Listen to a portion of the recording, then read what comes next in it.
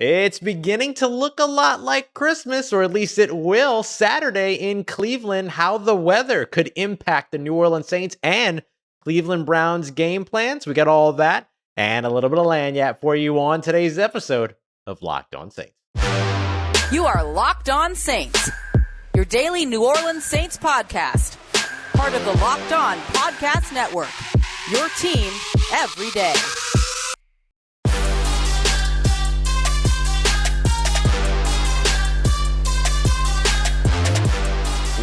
What's going on, everybody? Welcome into another crossover Thursday edition. Locked On Browns, Locked On Saints. We are here, your daily dose of everything that you need around the Cleveland Browns and the New Orleans Saints. Part of Locked On Podcast Network, your team every day. For this crossover episode, you've got Jeff Lloyd at Jeff_LJ_Lloyd on Twitter, host of Locked On Browns, along with Garrett Bush. Myself, Ross Jackson, at Ross Jackson Nola on Twitter. You are Locked On Saints host, here to give you everything you need to know about the New Orleans Saints Cleveland Browns matchup this weekend. We appreciate you so much, as always, making Locked On Saints and Locked On Browns your first listen of the day every day. Very grateful that you are here with us. In today's episode, this crossover Thursday, brought to you by our friends at Prize Picks. Prize Picks is so much fun, and it's so easy to play. No competing with other players, just you versus the house and the projections that are available. All you got to do is pick 2 to 5 players,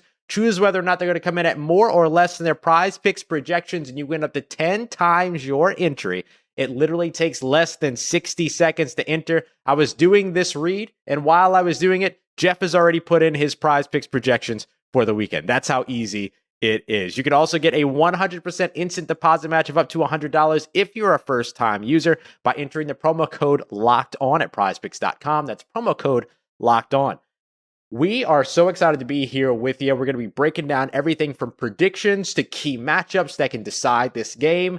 But first, we got to get to the biggest stories. And Jeff, correct me if I'm wrong, but I think the biggest story for this team, for both of these teams, is effectively the same: health and weather. How does that impact the Browns? There's no question. And before we just get all into that, if my Locked On Browns listener, Ross Jackson, in addition to me, Locked On Saints host, is our channel coordinator. And with this, we'd all be remiss, and I get to do it this week because it's Christmas. Ross, for all you do for us, all happy holidays, everything. Oh, yes. You know, the ambassador of Quan, so to speak, for the Locked On NFL team. You are way, way too good for us. But this is crazy because, like, you know, a lot of times we'll sit down and we do these shows and you want to get into the X's and the O's. Even the Billies and the Joes. Yeah. It's really going to be hard here. I mean, this is more like, you know, your favorite weatherman growing up, the Al Rokers of the world. And if you haven't heard, folks, negative degree temperatures, winds, minimum 30, gusting, anything that can come off a lakefront stadium, that is where we are headed. So the thing here, Ross and I were just talking about this before we started, is there's a lot of guys dinged up, and natural. That's natural this time of year. But What is normally what we say if somebody's not ruled out of a game or they get a questionable status? We're going to go out Sunday morning. We're going to try to get it loose, and we're going to see where he's at. -9, nothing gets Ain't nobody loose. getting loose. Ain't nobody getting loose. No. You can be 100% going into this game, and you're going to have the stiffest of hips and knees. Even still, even if you were smart, I would probably have these guys do their initial workouts inside. Is probably what I would do. But for the Browns, there's a key one here. For us, it's Nick Chubb. Nick Chubb missing 2 days of practice. First off, that doesn't happen. Nick Chubb doesn't get rest days. Like, he does not get like they give rest days in Cleveland. Nick Chubb does not get them. He has had 2 practices, and most importantly, it's not been designated as rest. It's been designated as foot. So the other thing, getting it loose, basically the ground is going to be as hard as cement. So imagine, being told to go play a football game on cement barefoot. Obviously very difficult for a player like Nick Chubb. And it's it's always a tough loss to not have Nick Chubb, especially in a game that is probably going to be so heavily dictated by which team can run the ball with more success. But I wouldn't be totally stunned if Nick Chubb is not a player in this one. The Browns, luckily, Kareem Hunt, it was a soft going, and it wasn't looking so good, but it's actually looked better with Deshaun Watson. The thing is, Nick Chubb's talked about him getting acclimated to playing more out of a shotgun as a running back. Kareem Hunt, this is what he did in the NFL before he came to Cleveland. Playing in Kansas City, they were always in gun, so he was comfortable with that. Dearness Johnson's a smart back who's been barely used this year.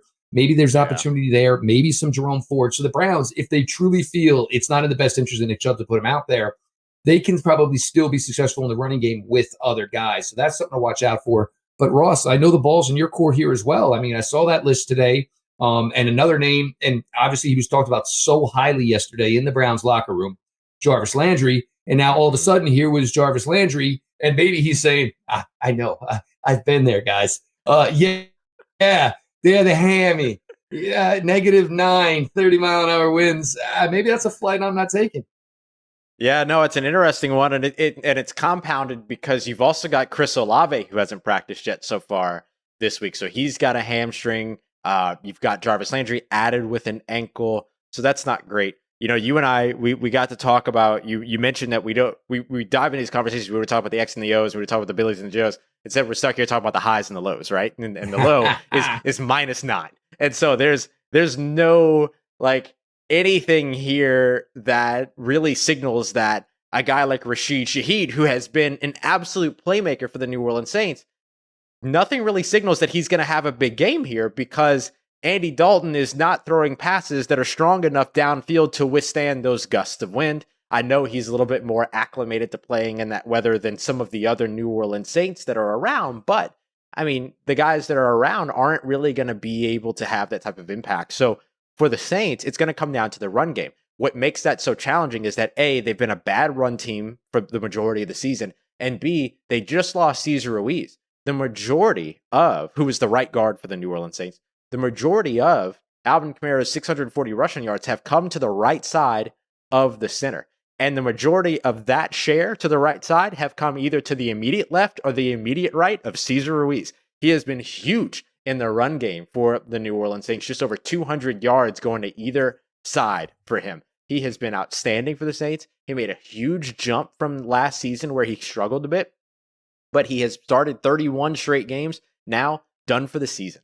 So who's going to be the guy that steps into place at right guard? There is a chance that it ends up being Calvin Throckmorton, who in half the amount of snaps played, he gave up the same amount of pressures as Cesar Ruiz so far this season, or they take the veteran in James Hurst and then move him to right guard, which then puts Trevor Penning, the New Orleans Saints first-round rookie who played at Northern Iowa, he would end up then starting at left tackle. Now, he's a great run blocker, so that could work in the Saints' favor, but up until we know exactly what this offensive line is going to look like, it's going to be really hard for you to sit back here and say, okay, the Saints are going to be able to get the run game going when Alvin Kamara is really their only hope in doing so. And they haven't been able to, no fault to Alvin Kamara on his own, but they haven't been able to get him going so far this season. And this is where it gets interesting because the Browns run game has suffered. And it's crazy to say this. Ethan Posey was one of the most under quiet signings that was ever made. Mm-hmm. But Nick Harris blew out his knee first game of the preseason. It became Ethan Posick's job getting with Bill Callahan again. So it always seems to work wonders. Bill Callahan, if it's not working for you, Bill Callahan can get it working. Hasn't played in 4 weeks. The play suffered. The run game suffered. Everything kind of went down. But miraculously, the Browns find a way to go 3-1 during that stretch. So as the Saints offensive line is getting weaker, the Browns offensive line is getting stronger. And I will just say this, kudos to Ethan Posick, because I would have looked at the weather this week and said, one more week. Boss, 1 more week. I'll be good to go in 1 more week. Go week 17. Yeah. How you feeling? Let me check that calendar for Saturday. Week 17, I got you. I got you. But I think that's going to be vital for the Browns, and with the possibility that maybe Nick Chubb is a spectator in this one. The Browns hopefully to be able to get that offensive line even stronger here in a game again where running the ball seems like it's going to be the absolute be all end all most likely for both teams. Yeah, and the Saints, of course, just having led up over 230 rushing yards to the Atlanta Falcons just a week ago in the Superdome, where, don't get me wrong, it's cold in the press box, not very cold down on the field. Coming up next, we're going to take a look at the key matchups that might end up impacting, and not only impacting, but could end up deciding this game. We got that coming up for you here in just a sec as we continue on with this Locked On Browns, Locked On Saints crossover. But first, Jeff, you got some news for us from our good friends over at Audible. I 100% do, Ross. This episode is brought to you by Audible. Audible is releasing a slate of new football podcasts that we are sure you're going to love.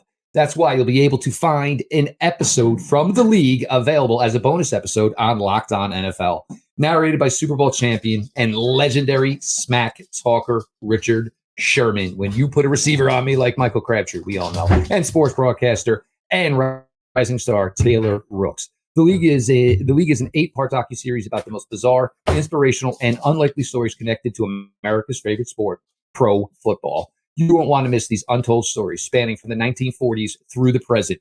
Our bonus episode is called The Well of the Cowboy. It's an incredible story of the 1977 Dallas Cowboys, who brought in Bruce Lee's protege to teach their defense martial arts, ushering in a new approach to the way the league trained. Each story offers equal parts history, entertainment, and social commentary. Head over to Locked On NFL for a bonus episode of The League or catch the full series wherever you get your podcasts, available now. Audible, get in the game.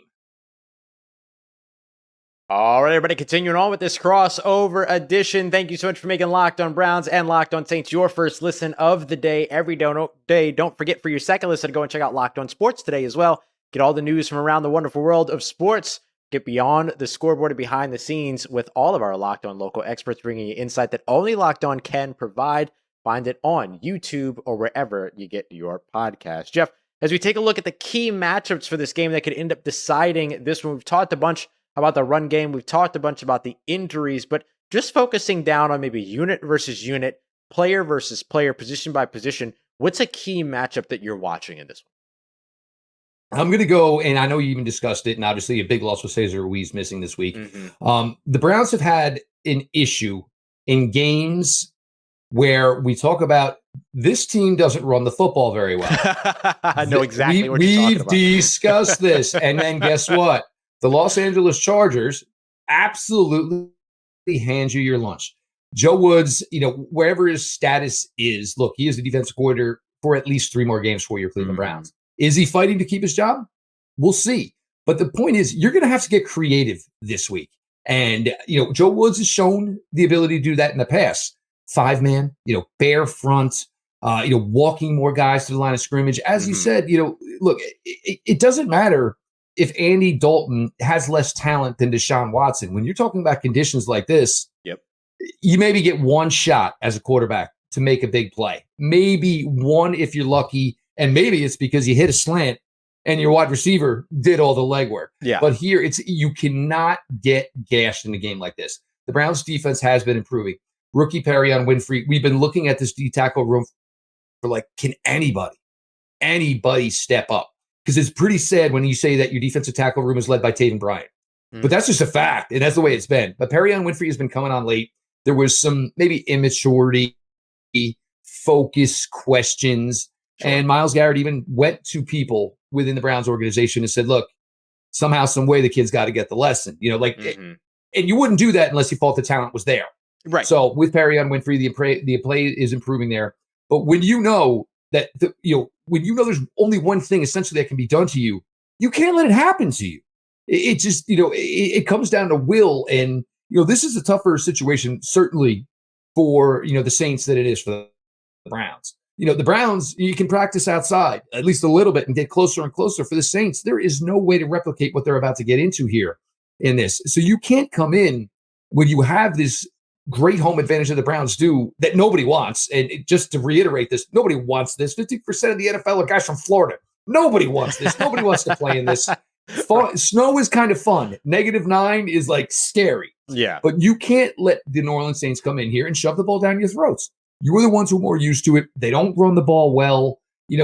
Both teams really, really on the outside looking in as far as playing, January football. The Browns' defensive line, and also the fact that let's not forget this. That the Browns are down their 4 top linebackers. The Browns have more linebackers on IR than they actually have on the roster, for God's sakes. Yeah. So that is a critical situation to be in. And Grant Delpit, John Johnson, the play has been more steady the last couple of weeks. But these guys, as being the last line of defense, and keep in mind the last line of the defense here is going to be 5 yards, 6 yards away from the line of scrimmage, because there is no reason to have any deep responsibility here. But this Browns defense and Joe Woods, there is no way you can let the Saints come in here and shut the ball down your throat. Yeah. Yeah, the Saints had 134 rushing yards last week against the Atlanta Falcons. Before that, they hadn't crossed the century mark since the Las Vegas Raiders game in week 8. So it had been 5 straight games of double-digit run production as a team for the New Orleans Saints, and they're going to have to be able to figure out a way to run the ball this weekend. Speaking of, Jeff, you mentioned how are the New Orleans Saints going to prepare themselves for the weather? What they did this week is that when we were out at practice today, they usually practice in the indoor facility. They practice in the outdoor facility. So, 49 degrees, minus 9 degrees. That's close. That's close, right? Like, they'll be fine. 60-degree difference. Yeah, sure. Yeah, they'll be fine. 60 degrees. I loved it because I was okay. Like, I get it. Like, I understand the idea of like figure out a way to, like, hey, my hands are cold. Now I have to figure out how to catch the ball again with cold hands. But it's a way different ball game standing still outside versus running around in 49, 52 degree weather. Not the same thing. So it was funny though. For me, the big matchup that I'm going to be watching comes down to the New Orleans Saints pass rush, as well as really just, let me say it this way. It's really the New Orleans Saints edge defenders versus the Cleveland Browns tackles. And specifically, one of the matchups that I'm going to be watching is going to be Cam Jordan versus Jack Conklin. Jack Conklin's been really good this season.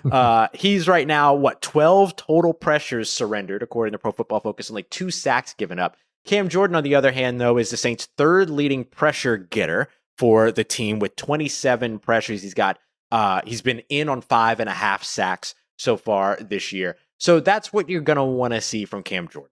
Cam Jordan hasn't had sacks in the last couple of games. He's been close though, and so you want to see him get there. The last time he had a sack was week 10 at Pittsburgh up against the Pittsburgh Steelers. So maybe there's something that is, about those AFC North teams that maybe is igniting him or something like that. Like maybe it'll work out for him.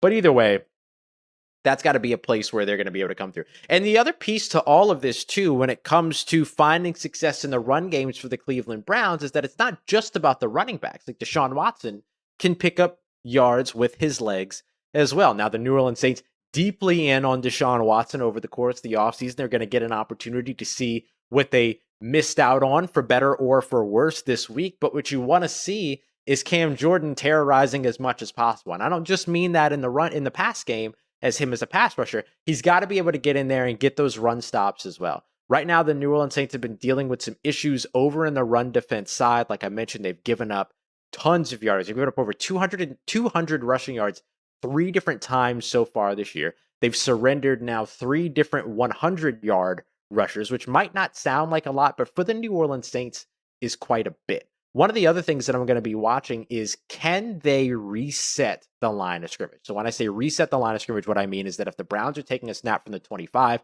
can they get a push on the offensive line and back that offensive line up to the 24, 23 so that the running back has to break the plane of the line of scrimmage earlier than anticipated? That is something the New Orleans Saints have struggled with a ton so far this season. They themselves have been getting kind of pushed back 2-3 yards in some cases. So that's been a big issue for the New Orleans Saints so far this year. So I'd like to see them find a way to overcome that in a game where it gets really, really, really important. You look at the average depth of target for the New Orleans Saints defensive line so far this year. Cam Jordan doing well, 1.3 yards upfield. But when you look at the defensive interior, 3 yards downfield for David Onyemata, 3.1 yards downfield for Malcolm Roach, 3.8 yards downfield for Shy Tuttle. That's a big deal. That interior defensive line is getting bullied by opposing offensive lines. And what that's doing is that it's allowing running backs to get 3 yards downfield before they even cross the plane of a Saints defender. That can't happen on Sunday. So I'm watching those edge defenders. I'm going to roll the interior defensive lineman in there as well, though. But the Saints defensive line has a massive task ahead of them, whether it's Nick Chubb, whether it's Kareem Hunt, whether it's Dearness Johnson, who is a name that I literally just told Saints fans to watch out for as a free agent over the course of the offseason, because I think he's an incredibly talented player that just has 2 incredibly talented running backs in front of him. He's just one of those guys. It's an Alabama situation to where, you got 3 deep at that position right now. And so I'm really looking forward to seeing how the New Orleans Saints counteract all of this. So those are some of our key matchups that we're going to be watching here. Coming up next, though, let's get the predictions, Jeff. Locked on Browns, Locked on Saints here for this crossover Thursday episode with the Locked On Podcast Network. BetOnline, you guys know how much we love them. They are your number one source for sports betting info, stats, news, and analysis. Get the latest odds and trends for every professional and amateur league out there, from pro football to college bowl season to basketball, even the World Cup. We've got it all at betonline.net. If you love sports podcasts, you can even find those at BetOnline as well. We're always the fastest and easiest way to get your betting info. Head to the website today or use your mobile device to learn more. BetOnline, where the game starts. Did you know that driving high is considered driving under the influence? That's right. Driving under the influence of marijuana is against the law in every state, even in states where marijuana is legal. That means driving high could get you a DUI. And if you think law enforcement officers can't tell when you're driving high, you're wrong. Your friends can tell, your coworkers can tell, even your parents can tell. Everyone can tell. So what makes you think that law enforcement officers don't know when you're driving high? Driving under the influence of marijuana can slow your response time and change how you perceive time and speed. So even if you think you're fine to drive when you're high, you're not. Because the bottom line is, if you feel different, you drive different. And driving high is driving under the influence. So remember, drive high, get a DUI, paid for by NHTSA. All right, y'all, wrapping up this crossover Thursday edition, Locked on Browns, Locked on Saints. Time to get to predictions. We've given you the biggest stories, the weather, the health of the team. We've given you the key matchups, these run defenses versus these rush offenses. But what about the predictions? Cleveland Browns right now favored at home, -3. So basically they get the home field advantage. I'm a little bit surprised that it's only -3. I thought maybe the weather would kind of push into their favor a little bit as well. Maybe we'll hear from Dave Mason sometime this week, our friend over at BetOnline, about how these odds all shake out. But right now, Cleveland favored -3. The over-under, though, only 32 points in this one, Jeff. 32 points. So I don't expect a high-scoring game. How do you think that this under? Take the under, right? How do you think this game shakes out, buddy? I think the thing with the fact that you're talking about the line being, Browns favored by 3 is the fact that, do you see these teams combining for more than 20 points? Right. Because the one thing we're talking about this cold, but there is the chance of precipitation. Right. And that is and the thing is, with this, it being this cold, I know it's been talked about a lot this week, you don't necessarily get a ton of precipitation in these factors. It's just literally too cold for that. We're not talking about Alaska, for God's sakes. We're not talking about Iceland. So, Antarctica, all these things. But when you get into this, I don't think anybody's really going to score a lot. The question is going to be, is the point total, is there a key turnover?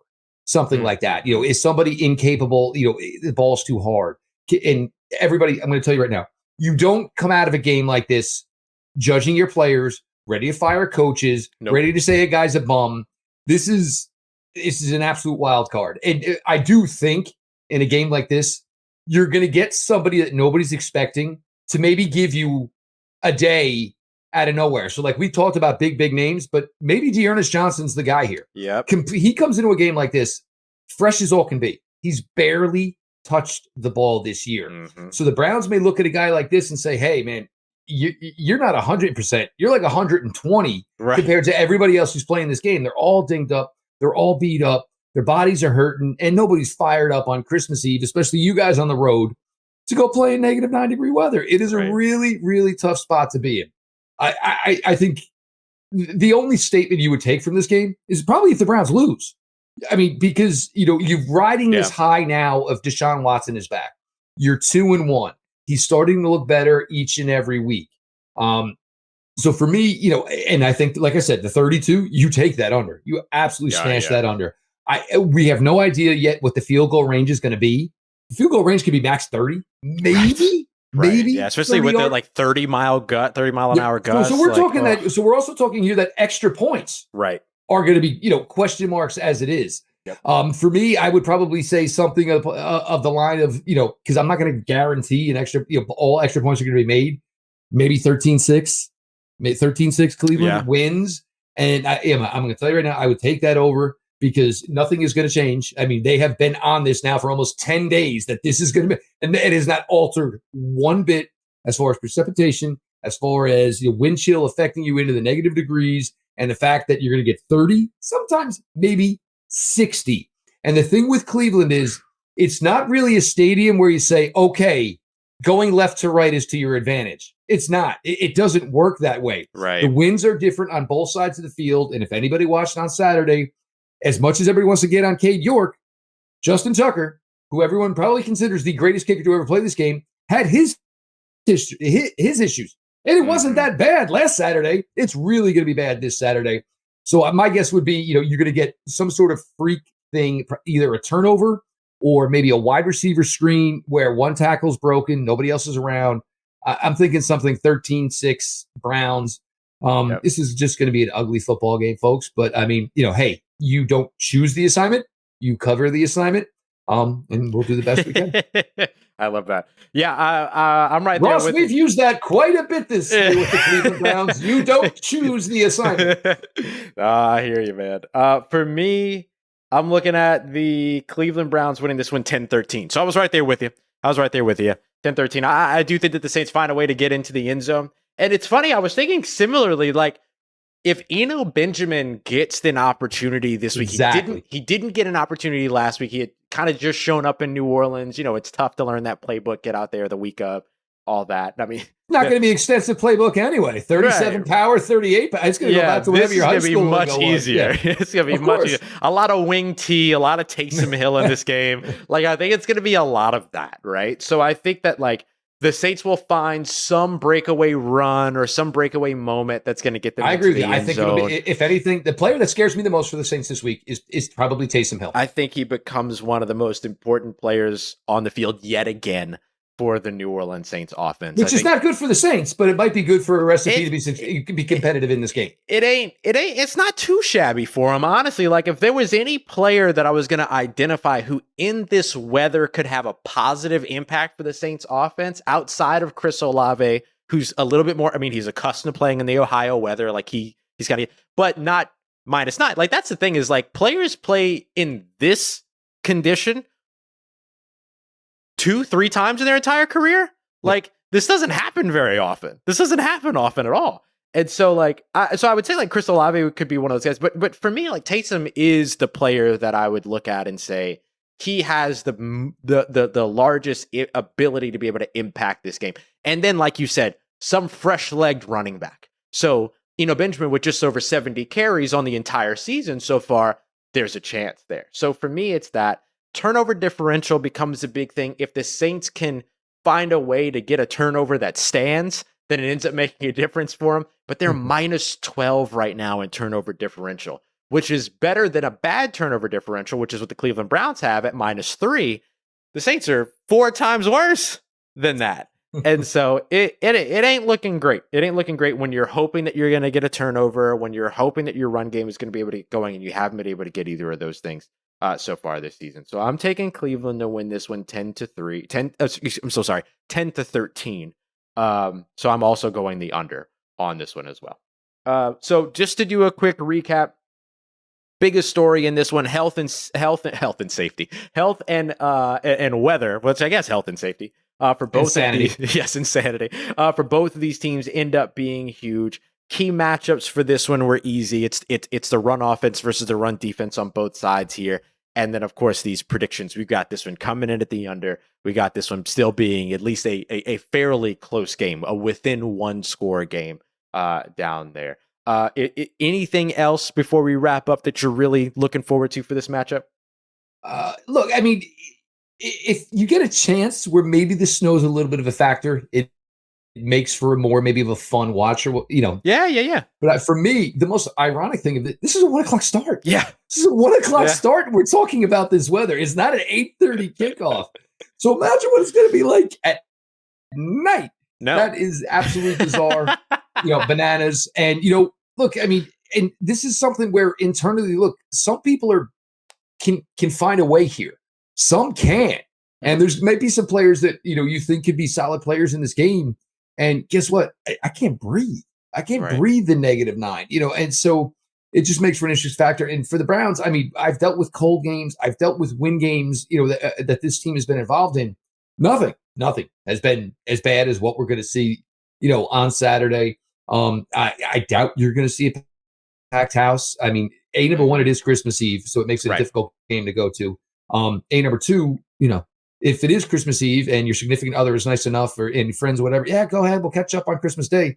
You might be going to the ER afterwards. You might be sick on Christmas Day. Yeah. So it just makes, but look, if football is football, for all of you who like the old school, you're getting your wish for Christmas. You are getting your wish. Ross and I think, if this game were in New Orleans, I think we'd probably be, a lot more excited about what we could talk about and what we could bring to you. But, the schedule is the schedule. It is what it is. But, Browns, Deshaun Watson, you're hoping to see more progression. This is kind of just going to be like a week where you kind of, you took the class, maybe pass, fail. And pass would mean win, fail would mean loss. There you go. That's what you're looking for in New Orleans, too, as they hope to keep their minuscule playoff hopes alive, along with the Cleveland Browns also looking to do the same thing. So remember to check it out. Christmas Eve, the New Orleans Saints on the road taking on the Cleveland Browns. If you need more on this game, you can check out Locked On Browns. Jeff and Garrett have you covered every single Monday through Friday over on Locked On Browns. The Browns perspective, for the Saints perspective, come through. Ross Jackson, I got you covered over at Locked On Saints every Monday through Friday as well. For Jeff Lloyd, I'm Ross Jackson. Make sure that you hit that like button on your way out. Subscribe to both channels. Show some love. We appreciate you very much. And don't forget to drop your score predictions in the comments as well so that we can see those. If you need more, Locked On Browns, Locked On Saints, we got you covered. Appreciate you so much for making us your first listen of the day. For your second listen, go and check out Locked On Sports today, wherever you get your podcast. We'll see you again here soon. Locked On Browns, Locked On Saints here in this crossover Thursday. Part of Locked On Podcast Network, your team every day.